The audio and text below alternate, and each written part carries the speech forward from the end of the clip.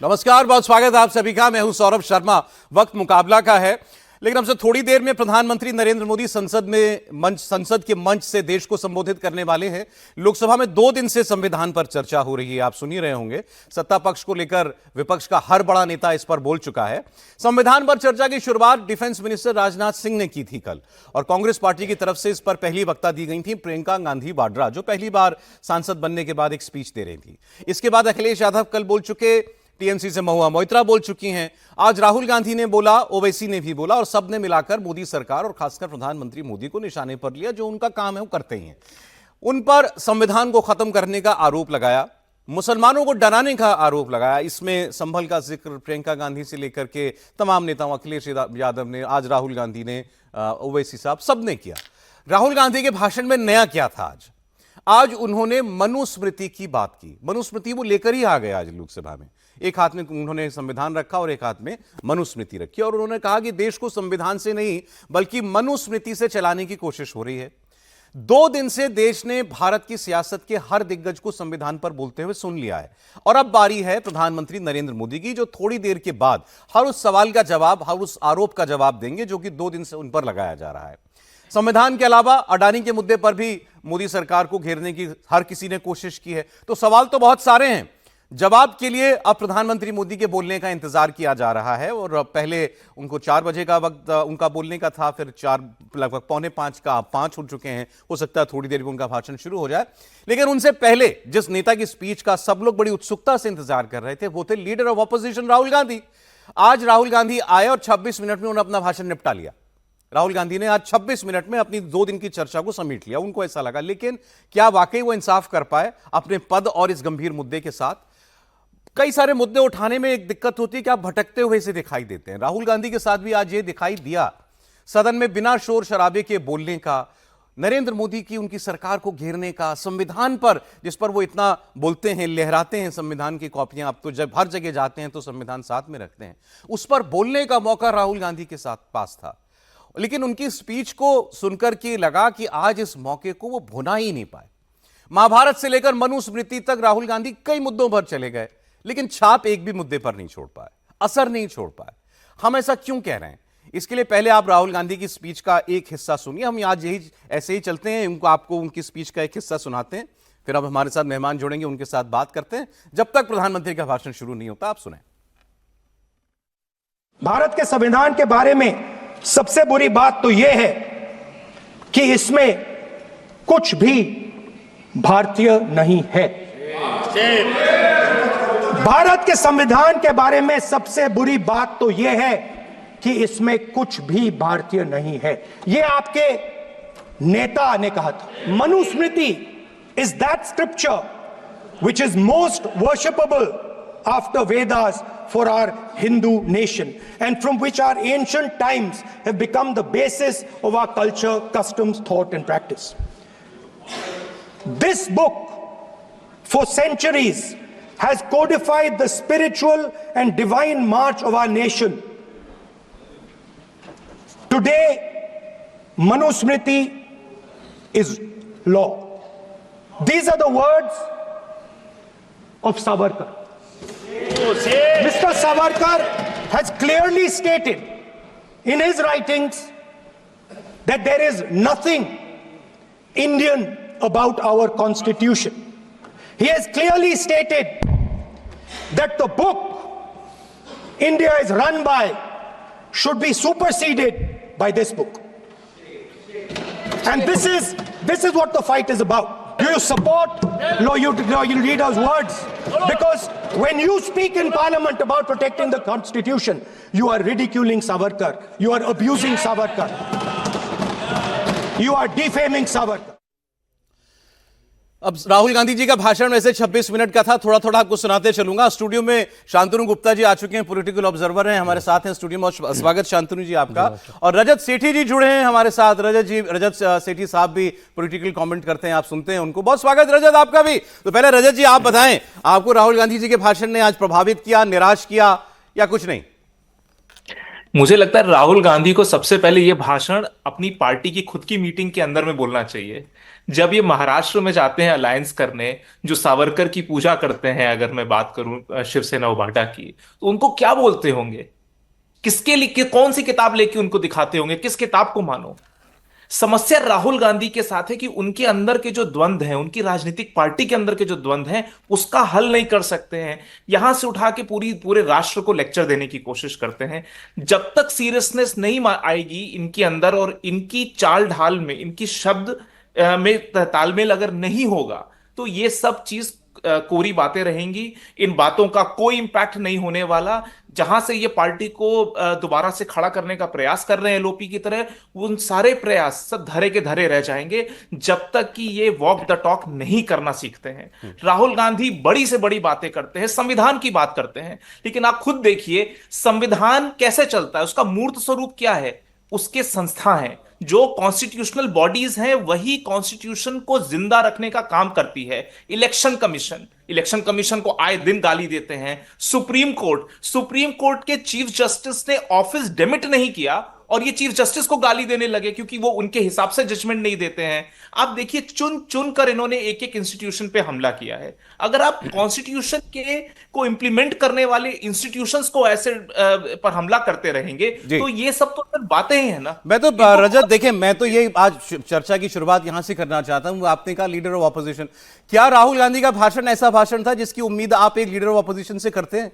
वो पूरे विपक्ष के नेता हैं, इतना बड़ा मौका, चर्चा आपने मांगी है संविधान पर, 75 साल संविधान को हमको लिए हुए हो गए, मौका देखें कितना बड़ा था।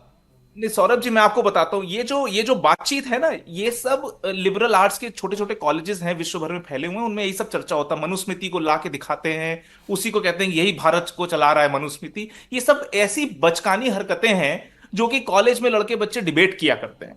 उसके बियॉन्ड इसकी सीरियसनेस है ही नहीं। यहां से देखिए, इतना मोमेंटस समय था, 75 वर्ष हुए हैं कॉन्स्टिट्यूशन को अडॉप्ट हुए।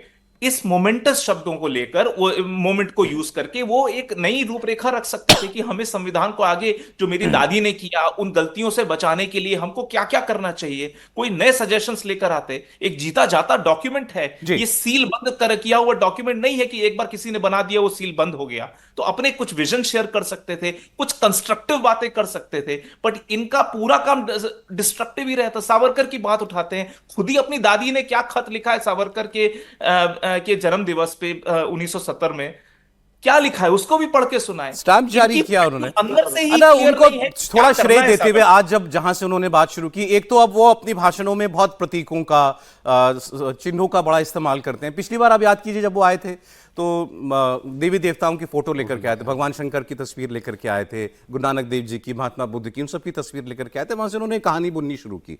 आज उन्होंने, जैसे कई बार ऐसा लगता है शायद वो गिमिक्स पर बहुत ज्यादा रिलाय करने लगे। आज वो एक हाथ में मनुस्मृति, एक हाथ में संविधान लेकर के आए। चलिए ठीक है, आपकी चर्चा को शुरुआत देने के लिए ठीक था ये कि आप तुलना कर रहे हैं, आप उसमें सावरकर को कोट कर रहे हैं, वेरी गुड, आप एक ट्रैक पर चल रहे थे।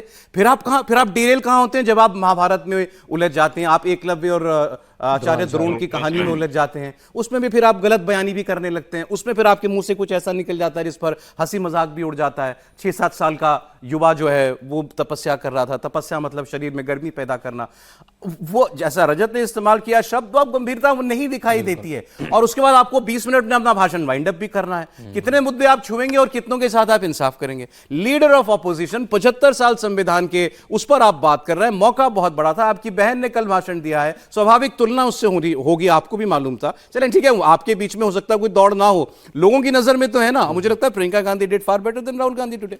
देखिए सौरभ, जैसा रजत ने कहा कि राहुल गांधी की स्पीच में जो ओपनिंग होता है वो बड़ा स्टंट जैसा दिखता है कि मैं कुछ दिखा दूंगा, एक फोटो बनेगी, शायद वो वीडियो वायरल होगी। हम लोग डिबेट में चैनल पे भी आते हैं तो पूरी तैयारी के साथ आते हैं, फैक्ट्स देख के आते हैं, उसे मेमोराइज करते हैं, सोचते हैं, उसका रिलेशन बनाते हैं। वो कुछ भी बोलने देना कि वो, जैसे आपने कहा 6-7 साल का युवा, द्रोणाचार्य ने अंगूठा काट दिया, तपस्या, तप तप तप तप तप ऐसे बोलते हैं। उनका जो स्टाइल होता है ना बोलने का, जैसे आप जेएनयू की डिबेट्स होती है ना, एबीवीपी की डिबेट्स होती हैं, उस तरह से वो एग्रेशन दिखाते हैं और कंटेंट उसमें बहुत कम होता है। देखिए, कॉन्स्टिट्यूशन हर समय एक डेलिकेट टेरिटरी है कांग्रेस के लिए। कांग्रेस जब भी कॉन्स्टिट्यूशन में जाएगी तो विपक्ष के पास तो बोलने को है कि जितने अमेंडमेंट हुए फ्रीडम ऑफ स्पीच के अगेंस्ट में अमेंडमेंट कांग्रेस के लाई, शाहबानो के अगेंस्ट में अमेंडमेंट कांग्रेस लाई, इंदिरा गांधी ने जो करा वो कांग्रेस लाई। तो ये तो बहुत ही टची टेरिटरी है। तभी मेरे ख्याल से 20 मिनट निकल गए तो क्या कहते हैं, बहुत देर तो कुछ कह भी नहीं सकते। आपको प्रेजेंस ऑफ माइंड होनी चाहिए। प्रियंका गांधी उसमें फंसी नहीं है इमरजेंसी वाले ट्रैप में। उन्होंने कहा आप भी माफी मांग लीजिए अपनी गलतियों के लिए, कि आप जो गलत कर रहे हैं उसके लिए माफी मांगिए। देखिए, कांग्रेस को इस बात के लिए कुछ अच्छा नैरेटिव निकालना पड़ेगा कि भाई इंदिरा गांधी ने गलती करी थी, अब हम कुछ ऐसा करें वो गलती ना हो पाए। अब इस बात का बहुत स्मार्ट आर्टिकुलेशन करना पड़ेगा। आप ऐसे दादागिरी में अगर स्पीच देंगे, 4 फोटो लेके हट जाएंगे, जैसा आपने कहा ओपनिंग ठीक थी उन्होंने, ठीक है उन्होंने मनुस्मृति से कंपैरिजन करा, लेकिन उसमें भी कंटेंट नहीं था। अगर वो मनुस्मृति से कुछ कोट करते, उससे संविधान में क्या होता नहीं होता, तो एक सीनियर जर्नलिस्ट को मैंने उसी पर पढ़ा, अभी एक्स पर वो लिख रहे थे, उन्होंने पूछा भी राहुल जी बता दें उन्होंने किस हिंदू के घर में मनुस्मृति की पूजा होते हुए देखी है। मंदिर, आप घरों में सबके ज्यादातर लोगों के मंदिर होता है, कहां उन्होंने मनुस्मृति रखी हुई देखी? कौन सा ऐसा हिंदू है जो मनुस्मृति को एज अ कोड अपने जीवन में लागू करके उस पर चलता है? तो ये बात एक मतलब ठीक है, आप एक मनुस्मृति एक चीज हुई है, हमारे इतिहास का, हमारे दर्शन का एक हिस्सा वो भी है, लेकिन आप वो आपके जीवन का कितना बड़ा हिस्सा है? राहुल गांधी क्या उसको एग्जैजरेट करके पेश करना चाह रहे थे? अगर आप कर भी रहे थे तो उस थ्रेड को थोड़ा लंबा खींचना चाहिए था, वो नहीं कर पाए। लेकिन 2 दिनों में आपने क्या देखा? 2 दिनों में क्या विपक्ष के किसी नेता से आपने एक ऐसी धारदार स्पीच, ऐसा भाषण, प्रभावी भाषण सुना जिसकी आप इस मौके पर उम्मीद कर रहे थे? चाहे वो प्रियंका गांधी का भाषण, मुझे किसी ने कहा कि महुआ मोइत्रा ने बड़ा अच्छा भाषण दिया। बिल्कुल, महुआ मोइत्रा का बात करने का तरीका, उनका लहजा, शैली बड़ी धारदार है। विरोध जी भी आ गए स्टूडियो में, सर प्लीज आ जाइए। तो उन्होंने जो भी था, आप नापसंद कर रहे हैं उनको, उनके एक इंपैक्ट छोड़ा उन्होंने।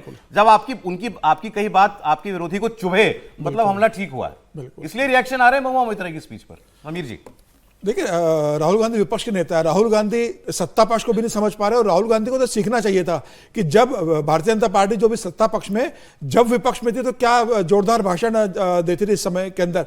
अरुण जेटली राज्यसभा में बोलने के लिए कितने शानदार वक्ता थे, सुषमा स्वराज लोकसभा में किस तरीके से सरकार को घेरती थी और मुद्दों को उठाती थी। राहुल गांधी को वो भी सीखना चाहिए था कि किस तरह के कांग्रेस के जो वरिष्ठ नेता रहे उनके काफी अच्छे भाषण देते थे। प्रणब मुखर्जी विपक्ष में रहते हुए बहुत अच्छा भाषण देते, चिदम्बरम ने बहुत अच्छे मौके पर अच्छे भाषण का स्पीच दिया है। आप अपनी पार्टी के वरिष्ठ नेताओं से नहीं सीख पाते, आप विपक्ष के नेताओं से नहीं सीख पाए कि वो कैसे लोकसभा के अंदर सरकार को घेरते थे। अब जब आप सत्ता विपक्ष में बैठे हो, 10 साल आपको विपक्ष का नेता का पद नहीं मिला, आज आपको जब विपक्ष का नेता का पद मिला है कांग्रेस के पास, आपके 99 सांसद है, जब आप कहते हो कि संसद के अंदर बहस और संविधान के ऊपर सरकार इसको स्वीकार करती है, 2 दिन तय होते हैं लोकसभा के लिए जी, आपके यहां से शुरुआत होती है, प्रियंका गांधी आपके यहां से शुरुआत करती है। आपने याद दिलाया, मुद्दा आपने मांग के लिया, बिल्कुल आपने मांग के लिया, सरकार तैयार हुई। जब आपका मुद्दा था और जो सरकार इस पर तैयार हुई तो आपको बहुत बढ़िया तैयारी से आना चाहिए, बहुत अच्छा रिसर्च करते, आप नए सजेशन लेकर आते, नए आइडिया लेकर आते और प्रधानमंत्री को बता रहे, सरकार को बता दे कि हमसे गलतियां हुई है कांग्रेस के इतिहास के अंदर, हम लंबे समय सत्ता में रहे, हम ये स्वीकार करते हैं, उसके लिए हम माफी मांग चुके हैं, लेकिन अब गलतियां पुनः न हो इसके लिए हम मिलकर क्या कर सकते हैं। भाई संविधान तो सबका है ना, चाहे वो सत्ता पक्ष में हो चाहे विपक्ष में हो, ये सत्ता पक्ष अकेले का तो नहीं है। तो आप कंस्ट्रक्टिव सजेशन सरकार को देते मुझे लग रहा है, और राहुल गांधी बहुत अध्ययन करके आते हैं इस मामले में और वो बेहतर कुछ सजेशन देते, अच्छा स्पीच देते, तो लगता कि इसका फायदा राहुल गांधी ने एक अच्छे प्लेटफॉर्म को बहुत अच्छे से इस्तेमाल किया। विनोद जी से बात नहीं हो पाई प्रियंका जी के भाषण पर, तो थोड़ा सा हिस्सा वो भी सुना देते हैं व्यूअर्स को, फिर दोनों पर आपकी टिप्पणी आ जाए। राहुल गांधी की बात कर रहे हैं हम, जरा प्रियंका गांधी की बात भी आप सुनिए। कल जिस तरीके से उन्होंने चर्चा की थी, एक स्वाभाविक कंपैरिजन तो होगा, सुने। अडानी जी को सारे कोल्ड स्टोरेज प्रदेश की सरकार ने नहीं दिए, अडानी जी को सारे कोल्ड स्टोरेज आपकी सरकार ने दिए। देश देख रहा है, देश देख रहा है कि एक व्यक्ति को बचाने के लिए 142 करोड़ देश की जनता को नकारा जा रहा है। सारे बिजनेस, सारे संसाधन, सारी दौलत, सारे मौके एक ही व्यक्ति को सौंपे जा रहे हैं। सारे बंदरगाह, एयरपोर्ट्स, सड़कें, रेलवे का काम, कारखाने, खदाने, सरकारी कंपनियां सिर्फ एक व्यक्ति को दी जा रही है। जनता के मन में हमेशा ये विश्वास होता था कि अगर कुछ नहीं है तो संविधान हमारी सुरक्षा करेगा, मगर आज आम लोगों के बीच ये धारणा बनती चली जा रही है कि सरकार सिर्फ अडानी जी के मुनाफे के लिए चल रही है। सर प्रियंका जी या राहुल जी, किसका भाषण बेहतर लगा आपको, ज्यादा इफेक्टिव? निसंदेह प्रियंका जी का। निसंदेह, खुद राहुल गांधी ने कहा है। वो तो कहते ही नहीं नहीं, खुद कहा है उन्होंने। और ये तो इसमें कोई कहने वाली बातें नहीं है। प्रियंका के भाषण में देखिए, राहुल और प्रियंका के भाषण में एक फ़र्क है। राहुल गांधी अंग्रेजी में जब बोलते हैं तो ज़्यादा बेहतर बोलते हैं हिंदी की तुलना में। हिंदी में कई बार वो शब्दों के अभाव में, कई बार भाषा की व्यंजना के अभाव में, वो कई बार उनका जो है वो थोड़ा लहरा जाते हैं। वो स्तर भी कम हो लहरा जाता है। जाते हैं, और स्तर भी कम हो जाता है और वो शब्दों का। कम्युनिकेट नहीं कर पाते प्रॉपर। प्रियंका ने पूरा भाषण हिंदी में दिया, और उनका उच्चारण, उनका कंटेंट, जो कहना चाहती हैं, देखिए आप उनके कंटेंट से सहमत हो सकते हैं, असहमत हो सकते हैं, अलग बात है। अच्छा भाषण वो माना जाता है कि आप जो कहना चाहते हो लोगों तक पहुंचे।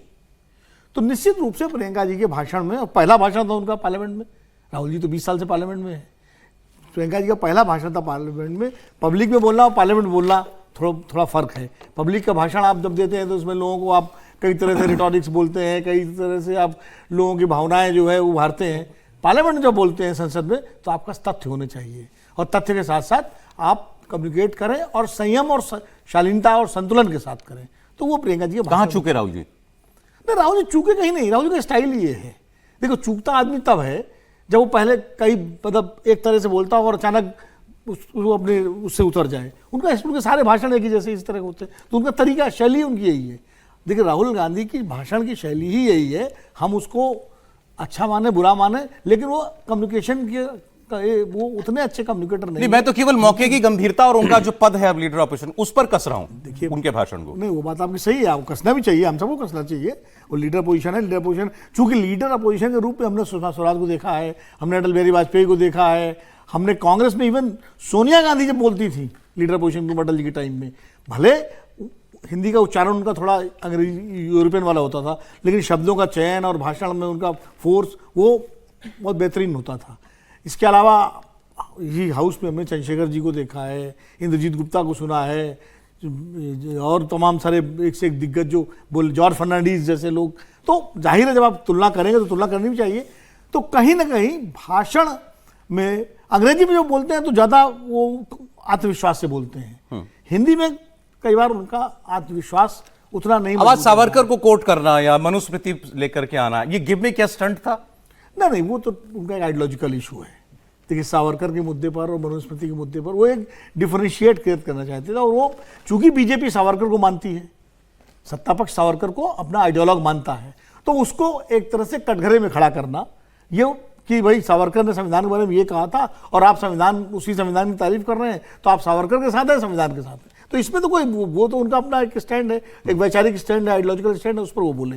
तो मान लीजिए कोई भी अगर उस धारा से होगा, जैसे अब मान लीजिए सत्ता पक्ष से कोई बोले, तो हो सकता है वो नेहरू की कोई चीज़ ले आए और उसके बाद कांग्रेस को कटघरे में खड़ा कर नेहरू ने कहा था और आप नेहरू साथ में है कि नहीं। तो ये तो होता है, एक जो सामने वाले के जो आइडियोलॉग्स होते हैं उनको कोट करके इस तरह की चुनौतियां दी जाती हैं। ठीक, रजत, आपने चूंकि कहा कि कुछ उसमें मतलब राहुल गांधी के भाषण में बहुत सब्सटेंस नहीं था, क्या उम्मीद क्या थी आपको आज उनके संबोधन से? देखिए, जब आप संविधान को लेकर आपने पिछले कम से कम 1 से 1.5 वर्ष तक पूरे भारत में एक माहौल बनाने की कोशिश करी है कि संविधान ही उनकी पूरी राजनीति का केंद्र बिंदु है, उसके इतर उनकी राजनीति कहीं भी नहीं है, कुछ नहीं है।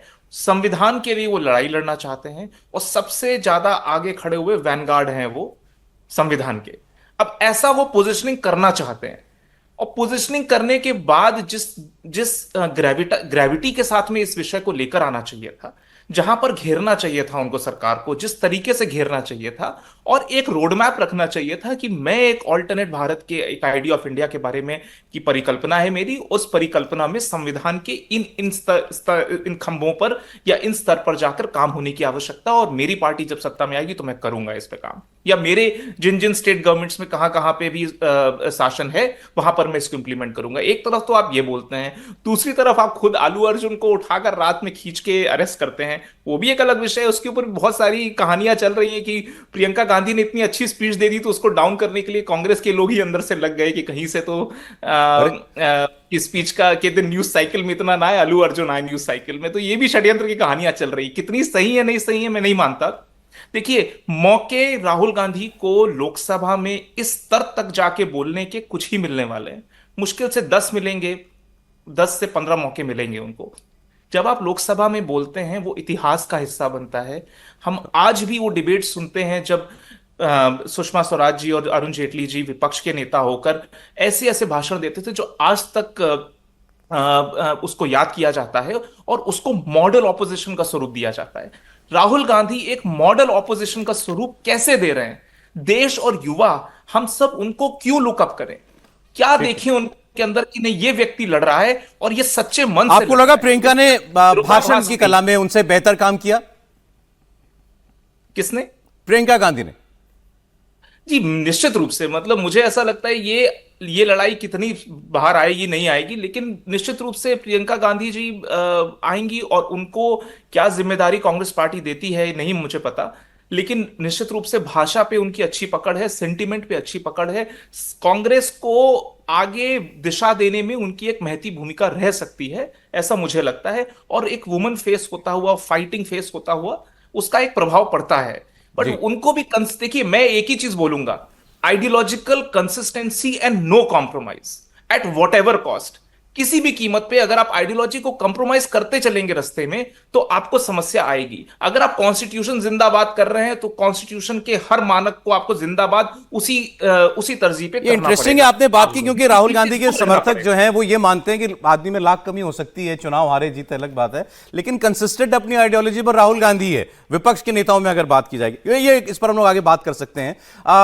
कल चूंकि प्रियंका जी ने जब शुरुआत की तो उसमें संभल आया, मुसलमानों के साथ जातियों का विषय आया, उसके बाद अखिलेश यादव ने तो बहुत खुलकर उन बातों को कहा, राहुल गांधी ने भी संभल का जिक्र किया, ओवैसी बोलते ही उन मुद्दों पर हैं, तो जरा उसकी भी चर्चा हम लोग कर लेते हैं। प्रियंका गांधी के तुरंत बाद बोले थे अखिलेश यादव, और हैरानी की बात यह रही कि अखिलेश का भाषण शुरू होते ही राहुल गांधी लोकसभा से चले गए थे। अब पता नहीं क्यों ऐसा लगा कि वो सिर्फ प्रियंका गांधी की स्पीच सुनने के लिए ही पार्लियामेंट आए हुए थे कल। अखिलेश यादव ने जो कल बातें कही उसमें से कुछ खास बातें, क्योंकि उनको उनके भाषण को कहा गया कि तो सीधा अपने मुस्लिम वोट बैंक के लिए वो बोल रहे थे, जरा सुन लेते हैं। तो संविधान हमारा प्रेमबली कहता है कि धर्म निरपेक्ष गणराज्य बने, राज्य की निगाह में सभी धर्म समान हैं। हमारा सेकुलरिज्म हमें रिलीजियस इक्वलिटी का रास्ता दिखाता है, यही न अर्थ इसका है। क्या इस पर सरकार अमल कर रही है? देश के 20 करोड़ से ज्यादा अल्पसंख्यकों के, विशेषकर मुसलमानों को दूसरे दर्जे का नागरिक बनाने का प्रयास चल रहा है। उन पर हो रहे अत्याचार प्रतिदिन बढ़ते जा रहे हैं, उनकी संपत्ति को लूटा जा रहा है, हत्याएं की जा रही हैं, घर तोड़े जा रहे हैं, उनके पूजा स्थलों पर कब्जा प्रशासन की मदद से किए जा रहे हैं। अगर ये धर्मनिरपेक्षता तो धर्म शासित राज्य की क्या परिभाषा है? और हाल ही में हम लोगों ने अध्यक्ष महोदय उदाहरण देखा है कि किस तरीके से उत्तर प्रदेश में कई महत्वपूर्ण जगह पर इस तरह की घटनाएं जानबूझ करके की गई। बहुत लोग बोल रहे हैं कि भाई ये तो जानबूझकर ये रेफरेंसेस संभल के मुसलमानों के दिए हैं, और ये पार्लियामेंट की स्पीच में भी एक होड़ कांग्रेस और समाजवादी पार्टी में दिखाई दे रही है मुस्लिम। बिल्कुल, अगर आप सौरभ, मैं अभी लखनऊ से आ रहा हूँ, लखनऊ में अगर बात करें जर्नलिस्ट में तो सबसे बड़ी जो होड़ है इस समय वो भाजपा और सपा में नहीं है, वो सपा और कांग्रेस में, और खासकर वो मुस्लिम वोट के लिए। जब से 7-2 का रिजल्ट आया, कुंदर की जैसी सीट भाजपा के पास आ गई है। और आपने प्रियंका गांधी की सीट में भी उन्होंने भी अदनान और अपने वोट बैंक का रेफर करा, और अखिलेश यादव की तो पूरी स्पीच, मतलब वो किसी मुद्दे पे नहीं बोले, जो वो मुद्दे उठा रहे थे सोरोस का या कॉन्स्टिट्यूशन का, वो उनका सिंपल टारगेट था पार्लियामेंट से मैं अपनी कॉन्स्टिट्यूंसी, मतलब अपने मुसलमान वोट को, मुस्लिम वोट को कह दूं कि देखो मैं तो तुम्हारे साथ खड़ा हूं, ये कांग्रेस पता नहीं कहां पर है। तो बिल्कुल वो पार्लियामेंट का इस्तेमाल कर रहे हैं अपने वोट बैंक को कैटर करने के लिए। संभल आज राहुल गांधी ने भी रेफरेंस उठाया। हाँ, राहुल गांधी ने संभल उठाया, लेकिन प्रियंका जी ने खाली संभल ही नहीं उठाया, प्रियंका जी ने हाथरस की चर्चा भी की, प्रियंका जी ने उन्नाव की चर्चा भी की। तो ये कहना है कि प्रियंका जी ने खाली मुसलमान वोट को टारगेट किया, नहीं, दलित वोट भी उनकी उस पर है। तो कॉन्स्टिट्यूंसी उत्तर प्रदेश में मुस्लिम और दलित, ये कॉन्स्टिट्यूंसी कांग्रेस की पुरानी रही है। आज राहुल गांधी की स्पीच में भी उन्होंने शायद हाथरस का जिक्र किया। अच्छा, मुझसे किसी ने कहा कि हम लोग दोपहर में चर्चा कर रहे थे कि पीछे कल उनके पीछे इमरान मसूद का बैठना और आज राहुल गांधी के पीछे चरणजीत सिंह चन्नी, दलित हैं, चरणजीत सिंह चन्नी, और दूसरी तरफ शैलजा, विजिबल चेहरे जो थे, वही भी स्ट्रेटेजिक है कि ये बिल्कुल देखिए, दलित और मुस्लिम 2 कॉन्स्टिट्यूंसी ऐसी हैं जो कांग्रेस वापस पाने की कोशिश कर रही है, क्योंकि जो सवर्ण है वो अभी बीजेपी के साथ है, मोर ओवरलेस उत्तर प्रदेश में। इसलिए और पिछड़ों का समर्थन कुछ बीजेपी के साथ है, कुछ समाजवादी पार्टी के साथ है। तो कांग्रेस का जो टारगेट है मुख्य रूप से वो दलित और मुस्लिम है। अगर दलित और मुस्लिम उनके साथ आते हैं तो एक जनाधार वर्ग जुटता है, तब फिर दूसरा वर्ग उनके साथ जुड़ने की ओर बढ़ सकता है, ऐसा कांग्रेस के रणनीतिकारों का मानना है। इसीलिए वो हाथरस गए 4 साल बाद, राहुल गांधी, हाथरस का जिक्र हो रहा है। और आप देखिए पूरे लोकसभा चुनाव में जो संविधान का मुद्दा रहा, वो सबसे ज्यादा असर कहाँ किया? उत्तर प्रदेश और महाराष्ट्र जी। और उत्तर प्रदेश में अगर दलितों के एक बड़े हिस्से का वोट इंडिया गठबंधन को मिला तो वो संविधान के मुद्दे की वजह से मिला, और उसमें कांग्रेस का बड़ा योगदान था, क्योंकि समाजवादी पार्टी के साथ दलितों के रिश्ते थोड़े से उनका वोट बैंक के 36 के रिश्ते हैं। तो वो निरंतर वो कोशिश है, जो आइडियोलॉजिकल कंसिस्टेंसी की बात हम लोग कर रहे हैं, वो कांग्रेस पार्टी और राहुल गांधी यही है कि दलित, मुस्लिम और कॉन्स्टिट्यूशन। ये दोनों में जो फर्क हो रहा है, समाजवादी पार्टी और जो राहुल गांधी की कांग्रेस में जो फर्क आ रहा है, समाजवादी पार्टी को डर लग रहा है कि अगर राहुल गांधी दलित और मुसलमानों के वोट बैंक पर अगर धावा बोल देंगे या उसको अपने लाने की कोशिश करेंगे, तो अखिलेश यादव ने जो पीडीए का जिक्र किया, जो पीडीए बनाया है, तो उसके ऊपर बड़ी सेन लगने वाली है। और जो राहुल गांधी को इंडिया गठबंधन के नेतृत्व से हटाने की जो कोशिश हो रही है, उसके पीछे बड़ा कारण यही है कि अगर राहुल गांधी इंडिया के लीडर बने रहेंगे तो आने वाले समय में जो उनका वोट बैंक है, चाहे वो ममता बनर्जी का बंगाल के अंदर मुस्लिम वोट बैंक हो, समाजवादी पार्टी का उत्तर प्रदेश के अंदर जो दलित और मुस्लिम वोट बैंक है, लालू प्रसाद यादव कह रहे कि ममता कांग्रेस का क्लेम मजबूत ना हो, बिल्कुल सभी रीजनल पार्टीज में कमजोर हो जाएंगे। इंतजार हो रहा है प्रधानमंत्री नरेंद्र मोदी के आज लोकसभा में बोलने का। संविधान पर 2 दिन की चर्चा आज पूरी हो रही है लोकसभा में। इससे पहले आपने राहुल गांधी, प्रियंका गांधी, समाजवादी पार्टी के मुखिया अखिलेश यादव को सुना। इनके बाद लोकसभा में जो तीसरी बड़ी पार्टी है वो तृणमूल कांग्रेस है। टीएमसी की तरफ से आज फायर ब्रांड नेता महुआ मोइत्रा के बोलने का दिन था, और वो तो खैर किसी को नहीं बख्शती। प्रधानमंत्री मोदी पर तंज कसते हुए उन्होंने एक कविता सुनाई, आप भी सुनिए वो कविता। मुबारक घड़ी है, कल सच धज कर, मेकअप रच कर, खूब जच कर देखो उसका मंच पर आना, किताब संविधान की आंखों से लगाना और फरमाना, मैं शीश को झुकाकर इस किताब को मन में बसाकर ईश्वर की शपथ लेता हूं, रात ढलने दीजिए, दिल बदलने दीजिए, कल तलक ये बेवफा सितमगरों का बादशाह सब भूल जाएगा, नफरतें उगाएगा, दूरियां बढ़ाएगा, रोज संविधान की धज्जियां उड़ाएगा, मगर जो आज महफिल सजी है यही मानती है कि हीरो वही है। मुबारक घड़ी है। क्या क्या नाम दिए हैं महुआ मोइत्रा ने, सितमगरों का बादशाह, खुद को समझता है मसीहा। खैर अब वो भी कह लें, जिनके लिए कहा है वो आने ही वाले हैं, मोदी जी भी थोड़ी देर में आने ही वाले हैं। यो महुआ मोइत्रा पर क्या टिप्पणी है आपकी रजत?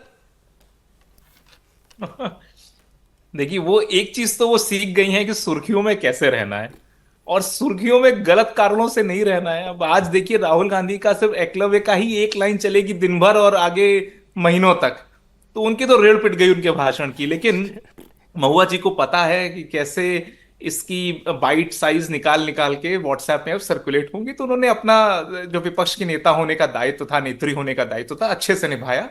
और ये जिस लहजे में उन्होंने बोला, ये एक्सेप्टेबल है। ऑपोजिशन को ऐसे ही कुछ 2 शेरो शायरी करते हुए, कविताएं लिखते हुए और ऐसे ही अपनी बातों को रखना होगा ताकि रजिस्टर हो सके, उस लिहाज से ठीक किया।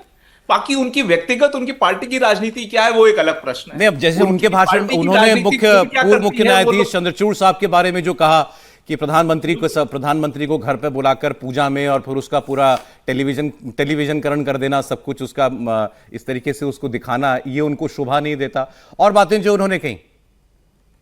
नहीं तो देखिए, मैं यही बोल रहा हूं, चाहे वो उनकी खुद की व्यक्तिगत राजनीति हो या उनकी पार्टी की राजनीति, जिस तरह से छीटाकशी करते हैं संवैधानिक पदों के पे आसीन व्यक्तित्व का, चाहे वो वाइस प्रेसिडेंट हो, जब वो गवर्नर थे तब क्या कर रहे थे, आज वाइस प्रेसिडेंट है तो क्या करते हैं, या चीफ जस्टिस के बारे में जो बोला उन्होंने, लगातार यही मैं बोल रहा हूं, जब तक विपक्ष में कोई भी एक नेता या नेत्री एक डिसाइसिव तरीके से वॉक द टॉक नहीं करता अपने बड़े बड़े मॉरल्स के जो ज्ञान देते हैं उसके ऊपर, तब तक ये सब अच्छी क्लिपें बनेंगी, वायरल होंगी, बट उसके बियॉन्ड कोई प्रभाव राजनीतिक रूप से नहीं पड़ेगा। उन्होंने जरूर वेस्ट बंगाल की राजनीति को अच्छे से साध लिया है, 35% वोटों को साध के रखा है, वो सधा रहेगा। वो कहीं नहीं जाने वाला। लेकिन इससे कम से कम आप उन बाउंड्रीज के, पश्चिम बंगाल की बाउंड्री के बाहर अगर आप ग्रो करना चाहें तो आपके अंदर, आपकी बातों के अंदर प्रैक्टिकल कितना आप उसको इंप्लीमेंट करने की क्षमता रखते हैं, वो तो जनता देखेगी और जनता ही निर्णय करेगी। ठीक, आप ये पर्सनल बार्ब्स जो होती हैं, जो निजी टिप्पणियां, उसको आप कैसे देख रहे हैं? जब प्रियंका गांधी ने भी कहा कि भाई कायरों के हाथ में सत्ता नहीं रह सकती ज्यादा देर तक, राहुल गांधी, मुझे लगता है राहुल गांधी शायद इसमें सबसे कम करते होंगे ऐसा, लेकिन बाकी महुआ मोइत्रा ने तो कसर ही नहीं छोड़ी कोई। नहीं, ये सब करते हैं। संसद के अंदर व्यक्तिगत बिना नाम लिए तरीके से पहले भी होती रही। लोहिया जी तो नेहरू जी पे क्या क्या नहीं बोले, मतलब उनके अगर पुराने रिकॉर्ड उठाकर देखें, ये मनमोहन सिंह को सुषमा जी कितना खींचती थी, मुझे याद है वो उनके भाषण सबके। तो ये आप उनकी राजनीतिक शैली, कार्यशैली, इस पर आप टिप्पणी करिए, उसमें कोई दिक्कत नहीं है। हाँ, पर्सनल लाइफ पर कोई टिप्पणी हो, कोई मतलब व्यक्तिगत नाम लेके कोई ऐसी टिप्पणी हो जो आपत्तिजनक हो, वो ठीक नहीं है। बाकी तो अभी प्रधानमंत्री जी बोलेंगे तो वो भी जाएंगे नेहरू जी तक। हाँ, और जो है वो भी बोलेंगे, जैसे मंदबुद्धि और बाल बुद्धि जो कहा था तो वो भी तो टिप्पणी थी, बिल्कुल बिना नाम लिए। तो इसलिए ये तो पार्लियामेंट के अंदर भाषण होते हैं नेताओं के, और जैसा अभी रजत सेठी कह रहे थे कि अपोजिशन के पास ऐसे नेता या नेत्री होने चाहिए जो इस तरह की टिप्पणियाँ, इस तरह की रिटॉरिक्स, इस तरह की तुकबंदियाँ, कविताएं करें तो ज़्यादा रजिस्टर होता है। बात सही है, पहले हाउस में ज़्यादातर ऐसे लोग हुआ करते थे। इस बार तो लोकसभा में फिर भी कुछ लोग चुन के आ गए हैं। पिछली जो लोकसभा थी 1924 के बीच वाली, उसमें तो विपक्ष की तरफ से बोलने वालों का बड़ा नितांत अभाव था ढंग की। आप देखिए, कोई ढंग के स्पीकर थे नहीं लोकसभा में, राज्यसभा में फिर भी हैं, लेकिन तो इस बार तो कम से कम महुआ मोइत्रा पिछली बार भी थी, वही कुछ लोग थे। बाकी इस बार कांग्रेस में भी गौरव गोगोई हैं और भी कुछ लोग आ गए हैं बोलने वाले। नहीं, इस पर बीजेपी ने आज मतलब इस पर मजे लिए हैं कांग्रेस पार्टी के, भाई ओम की बाकी जो आपके पास प्रतिभा है उनको मौका तो दो। कभी शुरुआत प्रियंका जी करेंगे, चर्चा के अंदर राहुल गांधी जी करेंगे, बाकी क्या करेंगे? नहीं, बाकी भी बोलेंगे, ऐसा नहीं है। गौरव गोगोई पिछला भी वो जो बैंकिंग विधेयक था उसमें गौरव गोगोई बोले थे। अब बीजेपी का तो काम है भाई छेड़ना, लेकिन गौरव गोगोई बोले, इसी सत्र में बोले हैं। जो बैंकिंग विधेयक पर जब चर्चा हो रही थी, मैं तो सुन रहा था, उसमें गौरव गोगोई बहुत अच्छा बोले थे। तो अब जो भी उनके पास, और चन्नी जी बोले हैं, चन्नी जी भी इसी सत्र में बोले हैं और पिछले सत्र में भी बोले थे। पिछले सत्र में तो उनका रणनीत बिट्टू के साथ बहुत कहा सुनी और बड़ा झड़प हो गई थी। तो ऐसा नहीं कि दूसरे लोग नहीं बोल रहे हैं। अब ये चूंकि संविधान का विशेष सत्र था, प्रियंका जी को मेडन स्पीच देनी देनी थी, राहुल गांधी विपक्ष के नेता हैं तो उनको बोलना ही बोलना था, तो संयोग भी आप कह सकते हैं। और लेकिन जब प्रियंका गांधी लोकसभा में, राहुल गांधी तो बोलेंगे ही बोलेंगे। अब वो पार्टी के नेता भी हैं और प्रियंका गांधी पार्टी की स्टार प्रचारक भी हैं, तो निश्चित रूप से बोलेंगे। इसके लिए बीजेपी को भी तैयार रहना चाहिए, हमको सबको, आपको भी तैयार रहना चाहिए। के बारे में एक बात जोड़ देता हूं कि जब पिछली लोकसभा में जब जो घटना घटी थी महुआ मोइत्रा के साथ, अकाउंट्स बाहर ओपन हुआ था, उसके बाद भी सरसरा चली गई थी, तो चुनाव प्रचार हुआ तो ममता बनर्जी कृष्णानगर प्रचार करने गई थी, तो ममता बनर्जी ने कहा था कि फिर आपको वो सांसद भेजना है कि नहीं महुआ मोइत्रा को सरकार को घेरने के लिए। जब मैं संसद में बोलती थी तो मुझे वैसे ही महुआ मोइत्रा वहां बोलती है, इसको देखकर मुझे मेरे भाषण की याद आती है जब मैं लोकसभा में बोला करती थी।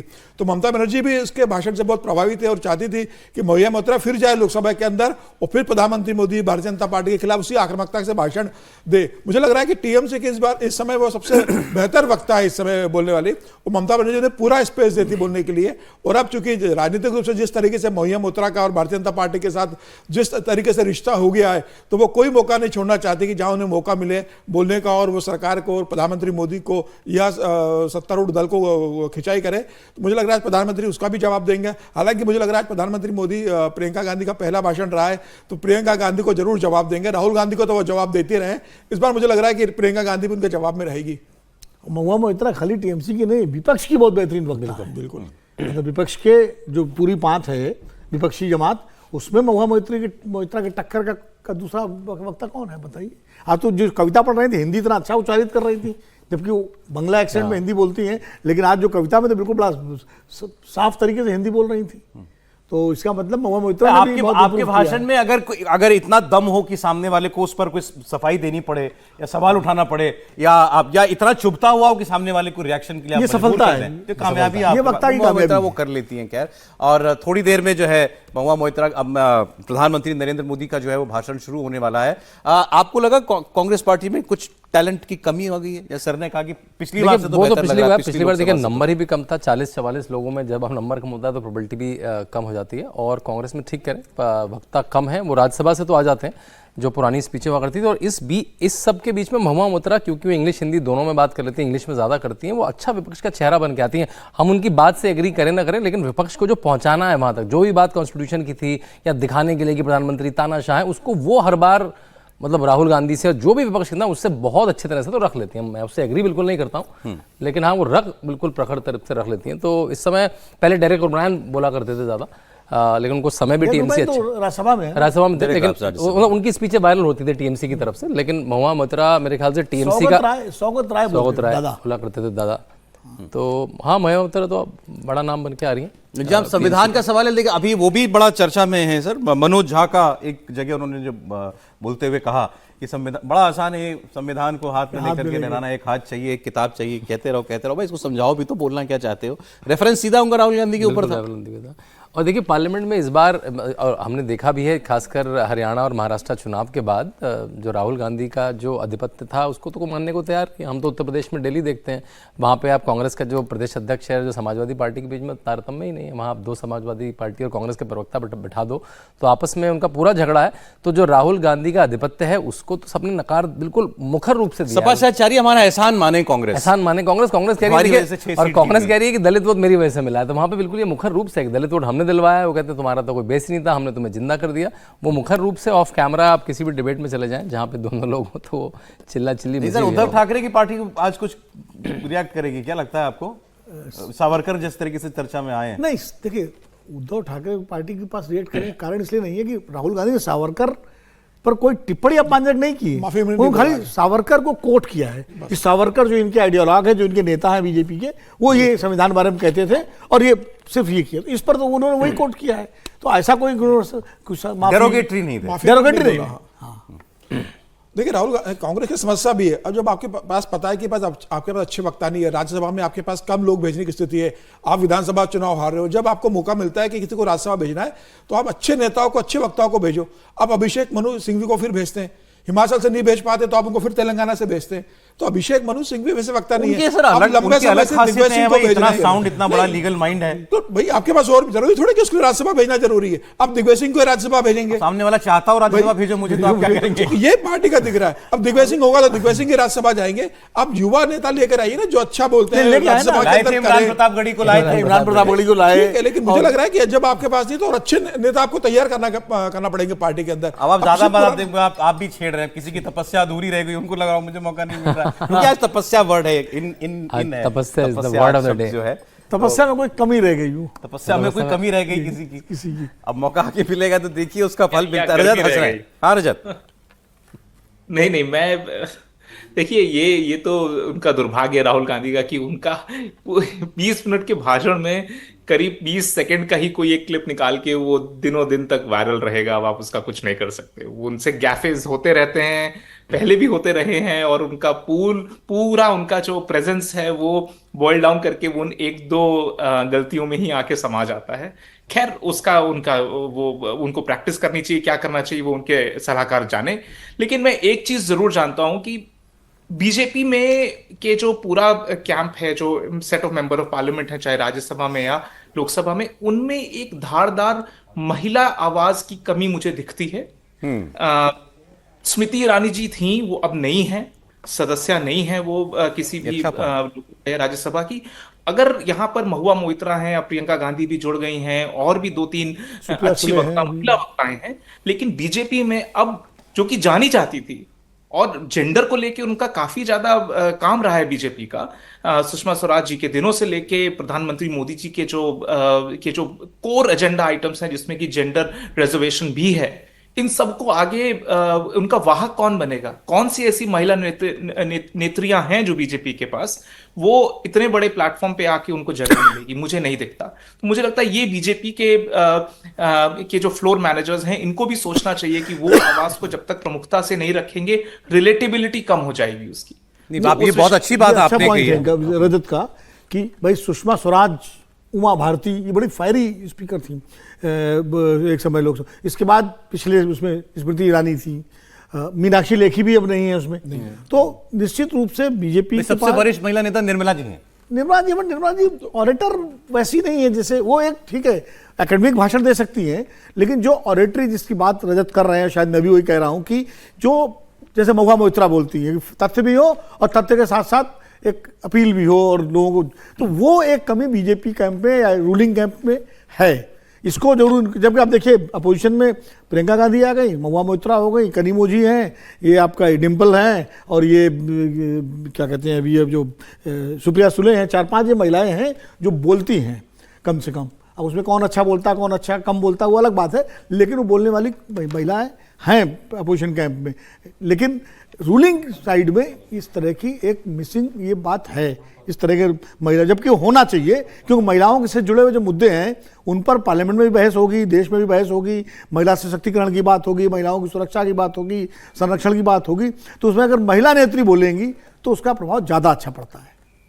ये एक लैकिंग चीज दिखाई दे रही है इस वक्त बीजेपी के तर्कश के अंदर। समीर जी, हाँ, इसमें कोई दो राय पूनम महाजन भी नहीं है, वो भी अच्छा बोलती है। पूनम महाजन भी नहीं है, लेकिन मुझे लग रहा है कि फिर भी भारतीय जनता पार्टी के पास यह कमी एकदम से दिखती नहीं है कि भारतीय जनता पार्टी बाकी इतने अच्छे ओरेटर्स है कि यह कमी भारतीय जनता पार्टी की शुभ है, लेकिन ऐसा भी नहीं है। अभी अगर अब कंगना रनौत बोलने की कोशिश करती है, मुझे लगता है कंगना रनौत कई मुद्दे पर बोलती है, हालांकि कई बार वो इस तरीके से विवादित बयान भी दे देती है, बोलने में खतरा भी है, हाँ, जोखिम भी है। अभी रेखा शर्मा को राज्यसभा भेजा है हरियाणा से अंदर, वो भी ठीक बोलती है। अब ये देखना होगा कि उन्हें कितना वहां स्पेस मिलता है बोलने के लिए। किरण भी अच्छा बोलती है, जो कांग्रेस की नेता रही है, उनकी स्पीच ठीक रहती है। तो अब क्या उन्हें राज्यसभा में मौका मिलेगा? वो भारतीय जनता पार्टी से राज्यसभा चली गई है, तो मुझे लग रहा है अभी देखना पड़ेगा भारतीय जनता पार्टी किसे बड़ा स्पेस देती है बोलने के लिए। लेकिन भारतीय जनता पार्टी के पास एक से एक ओरेटर है, तो उसमें बड़ा मुश्किल होता है कि किसी नए सांसद के लिए इतना स्पेस मिल रहा है, लेकिन भारतीय जनता पार्टी सबको स्पेस देती है। बंगाल से शायद लगता है लॉकेट चैटर्जी एक अच्छा बोलती है, वो भी सांसद है भारतीय जनता पार्टी की, वो भी काफी मुद्दे रखते हैं, पत्रकार वार्ता वो लेती है और पार्टी के फोरम पे भी काफी वो बोलते हैं। सारंगी जो है महिला, सारंगी है, अच्छा बोलती है। सुषमा स्वराज जी की बेटी वो भी अच्छा बोलती है, उनको समय के बांसुरी स्वराज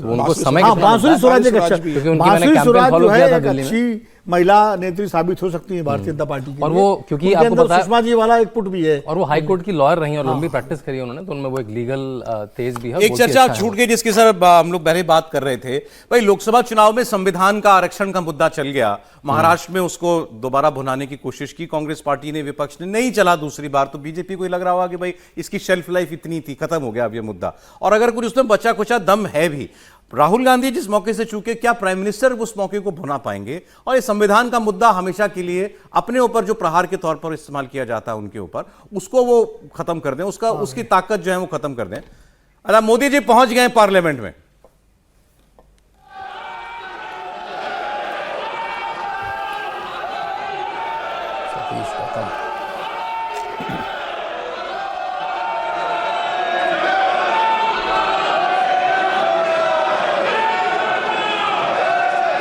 जय श्री राम के नारे लग रहे हैं। अब ये हर बार ही होता है जब वो इस तरीके से आते हैं, एंटर होते हैं संसद में, भाजपा सांसद इस किस्म से नारे लगाते हैं।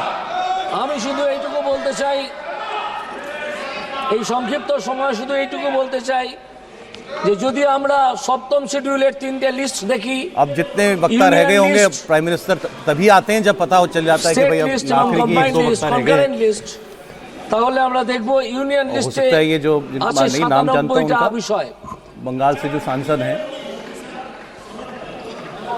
স্টেট লিস্টে আছে अभिजीत 66টা বিষয়, जो जस्ट है ना, अच्छा अच्छा अच्छा, কম্বাইন্ড লিস্টে আছে कलकत्ता हाई कोर्ट के जो जो जज जज थे, बीजेपी ज्वाइन তাহলে करने বোঝা के যাচ্ছে যে सांसद স্টেট बहुत লিস্টে যে কটা বিষয় আছে उपाध्याय আর কম্বাইন্ড লিস্ট কনকারেন্ট লিস্টে যে কটা বিষয় আছে দুটোকে যদি আমি মেলাই, তাহলে কেন্দ্রীয় লিস্টে সেন্ট্রাল লিস্টে আছে মাত্র, ইউনিয়ন লিস্টে আছে মাত্র 97টা বিষয়, যেটা দেখায় যে আমাদের प्रियंका गांधी ने कल ये भी तंज किया था सर कि 15 दिन से आई हूं मैं, तो 10 मिनट के लिए देखा है प्रधानमंत्री ইউনিয়নের চরিত্র आज देखेंगे 1.5 घंटे की। এই ইউনিটার ইউনিয়ন सुनने का देखिए, कैमरा जाएगा बार बार, जो प्रथा राहुल আছে गांधी पर সেটা तो হচ্ছে जाता ही है जब प्राइम प्रियंका मिनिस्टर पे पक्का होते हैं, प्रियंका में भी जाएगा कई बार जाएगा। এই 356 ধারায় मगर ये अच्छी तस्वीर होती है कि जब राहुल गांधी बोल रहे थे तब कॉन्स्टिट्यूशनल प्रोविजनটাকে और ये भी ব্যবহার बहुत করে अच्छा होगा कि आज আগে তো प्रधानमंत्री बोले तो যেতই, बीच में टोका टाकी ना এখন हो। একটু तो কম कई बार से हो रहा है, प्रधानमंत्री बोली कहां पा रहे हैं মামলার সুপ্রিম बेहतर तो यही हो कि कोर्टे जब पड़े। नेता बड़े नेता आगे बोले যেটা किसी भी যেত, तरह, चाहे प्रधानमंत्री जी সেখান থেকে बोले, আমি नेता দেখছিলাম कुछ बोले, তৈরি হওয়ার तो সময় टोका टाकी ना हो। যে अगर প্রথম किसी को যে आपत्ति है तो চারটে अपना पॉइंट ऑफ ऑर्डर दे करके, नियम का हवाला दे करके, लेकिन वो होता नहीं है। अभी आप देखिएगा प्रियंका गांधी को सुना सबने? प्रियंका गांधी को सुना, कांग्रेस ये করেছে। असल में आमतौर पर मेडल तीनटे स्पीच जो होती है করেছিল उसमें कांग्रेस। टोका टाकी लोग करते नहीं 50টা हैं। ये করেছিলেন एक परंपरा है मिसेस सदन इंदिरा की, उसमें आमतौर पर टोका टाकी न करने की 12টা परंपरा है। করেছিলেন মনমোহন সিং, 11টা করেছিলেন अब आगे तो अगली बार जब प्रियंका गांधी बोलेंगी तब कितना टोका এটা टाकी होती হচ্ছে है कि नहीं होती है कभी। যারা সংবিধান নিয়ে লাফালাফি করেন, प्रधानमंत्री को হয়তো जैसा কোনোদিন बोलते সংবিধান चुनने নিয়ে वाला, तो जरूर- মাঝে পিপুল গাছটায় উঠেও যেতে পারে। स्वाभाविक है वो। তারা वही अटल जी जब बोलते थे वो জেনে तो রাখবেন सबको যে সংবিধান सम्मानित নিয়ে नेता थे। লাফালাফি করলেও तब भी সংবিধানকে टोका टाकी তার होती थी। ফেডারেল अटल ক্যারেक्টার जी কে जो बोले, मुझे याद है ধ্বংস अपोजिशन করছে वाले না। अब आपको जितने ऑपोजिशन की बात भाषण हुए हैं उनमें से समीर जी कौन सी ऐसी बात लग रही है कि मोदी भाई इसका तो जवाब देंगे आज? अडानी अंबानी खूब हो गया। नहीं, अडानी पर नहीं बोलेंगे। प्रधानमंत्री मोदी किसी व्यक्ति मतलब विशेष व्यक्ति का नाम नहीं लेंगे, लेकिन पूरा भाषण में उनका जो रहेगा सबका जवाब देंगे। वो खास तौर से राहुल गांधी का देंगे, वो प्रियंका गांधी की बातों का जवाब देंगे, वो टीएमसी जो मुद्दे उठा रही है उसका जवाब देंगे। अखिलेश यादव जिस तरीके से कह रहे हैं कि भाई मुसलमानों को दोयम दर्जे का नागरिक बना के रख दिया गया है, उसका वो जवाब देंगे। और पूरा प्रधानमंत्री मोदी का जो भाषण होगा वो कंप्लीट पैकेज होगा, जिसके अंदर महाराष्ट्र के चुनाव का भी जिक्र होगा, जिसके अंदर मुझे लग रहा है झारखंड का भी जिक्र होगा, उसके अंदर वो एक है तो सेफे का भी, हालांकि मुझे लगता है एक है तो सेफे का जिक्र नहीं करेंगे, लेकिन भाषण में इस बात का जरूर जिक्र करेंगे। वो उसमें आदिवासी भी होंगे, ओबीसी भी होंगे, दलित भी होंगे, वो सबका जिक्र करेंगे। क्योंकि प्रधानमंत्री जानते हैं इस बात को कि वो जो भाषण दे रहे हैं सिर्फ लोकसभा में बोल रहे हैं, पूरा हिंदुस्तान उनके इस भाषण को सुन रहा है, तो वो कंप्लीट पैकेज होगा, इसमें सबका जवाब उसके अंदर समाहित होगा। मुझे लग रहा है कुंभ का भी जिक्र करेंगे आज के भाषण के अंदर, वो कि अभी वो कल ही वहां पर कर आए प्रयागराज के अंदर, तो वो कुंभ का भी जिक्र करेंगे। मुझे लग रहा है वो आने वाले, उनको पता है कि आने वाले दिल्ली में विधानसभा चुनाव है, तो उसको लेके भी वो क्या दिल्ली की जनता को संदेश देंगे इस तरीके से। तो प्रधानमंत्री मोदी को पता होता है कि मेरा भाषण कहां सुने जाने वाला, कितने पूरा हिंदुस्तान सुनता है। इससे बड़ा स्टेज नहीं है कोई नेता के लिए, और वो जिस तरीके से बोलते और अब हैं, तो जब लाइव टेलीकास्ट होता है, बिल्कुल पहले जब टेलीविजन नहीं था, लाइव टेलीकास्ट नहीं होता था, तो संसद के अंदर बात होती थी, अगले दिन अखबारों में छपती थी। अब तो लाइव टेलीकास्ट होता है, लोग देखते हैं, लोगों की दिलचस्पी होती है। इस समय जब आज ये बहस जो है बहुत लोगों ने देखी और सुनी, और अब प्राइम मिनिस्टर का भाषण तो लगभग जो टेलीविजन के पास होगा जरूर देखेगा, सुनेगा, यूट्यूब पे सुनेंगे, लोग गाड़ी पे बैठे हुए जाते हुए सुनेंगे, तो लगभग देश में काफी लोग इसको सुनेंगे। तो बहुत बड़ा सबसे बड़ा मंच है ये, नंबर एक। दूसरी बात ये है कि प्रधानमंत्री जी आपातकाल की बात जरूर बोलेंगे, बिल्कुल, क्योंकि जो संविधान पर वो बात आईना कर रहे हैं। दिखाएंगे कांग्रेस को, अपोजिशन को, कि भाई संविधान की जब बात होगी, जिस तरह अपोजिशन के नेताओं ने बीजेपी को कटघरे में खड़ा किया संविधान के मुद्दे पर, तमाम सारे मुद्दे उठा के, तो फिर प्राइम मिनिस्टर मौका क्यों छोड़ेंगे? वो भी वो हो सकता है वो इसका भी जिक्र करें कि कांग्रेस की सरकारों के ज़माने में जैसे जैसे संविधान की तमाम व्यवस्थाओं का उल्लंघन हुआ, चाहे वो धारा 356 का प्रयोग रहा हो, सरकारें गिराने का, चाहे इमरजेंसी हो, तो वो सब बोलेंगे, वो सब चीज़ें आएंगी।